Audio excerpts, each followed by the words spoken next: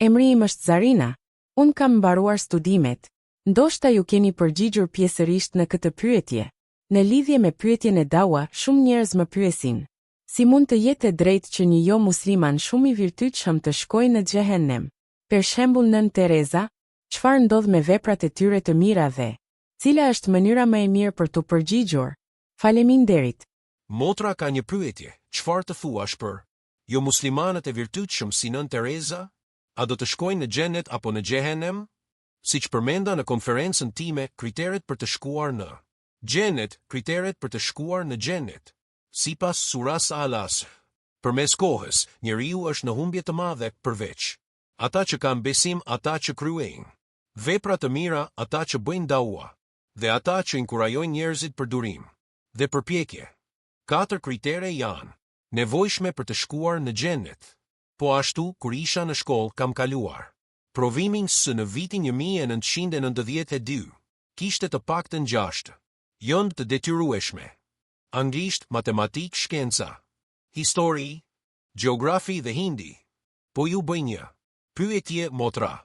Në shkencë, nga 6 jëndë, marr 99 nga 100. Në një jëndë kam 10 nga 100. Në shkencë, sa do të kaloj? Po apo jo? Jo. Por kam marrë 99 në anglisht, 99 në hindi, 99 në histori. Nëse e dështoj një jëndë, do të dështoj. Po ashtu, për të shkuar në xhenet, 4 kriteret janë të nevojshme: besimi, veprat e mira, ngjitja e njerëzve për të bërë dawa dhe ngjitja e njerëzve për durim dhe përpjekje. Tani ju thoni se Nën Tereza ishte e virtytshme. Virtyti përfshin lutjen. Jo moshën shumë gjëra. Por, edhe nëse jam dakord me ju për qëllimet e argumentit ose me një jo musliman, atëherë Nën Tereza ishte e virtytshme për argument. Dhe Islami, virtyti përfshin shumë gjëra që mendoj se Nën Tereza nuk i kishte. Por edhe nëse jam dakord me ju për argumentin, ajo merr 99. Por vetëm në një lëndë. Çfarë është me besimin?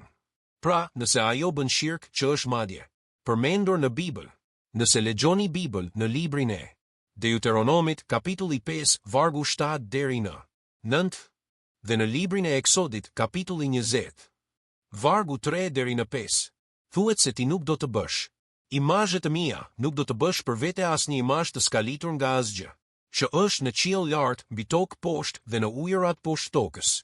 Ti nuk do të bie përpara tyre, ti nuk do t'i shërbesh atyre, sepse unë, Zoti yt, jam një Zot xhelos. Pra, të bësh shirk është madje haram në krishterim.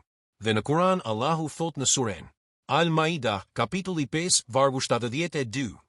Shohim çfarë është gjykimi i dhënë nga Jezusi Krishti, paqja qoftë mbi të. Jezusi Krishti, paqja qoftë mbi të, thot në Kur'an në suren Al-Maida, kapitulli 5, vargu 72, Allahu thot se muslimanët janë ata që bëjnë blasfemi, ata që thonë se Jezusi, djali i Maris, është Allahu, me Allahun të plot fuqishëm. Por Jezusi Krishti, paqja qoftë mbi të.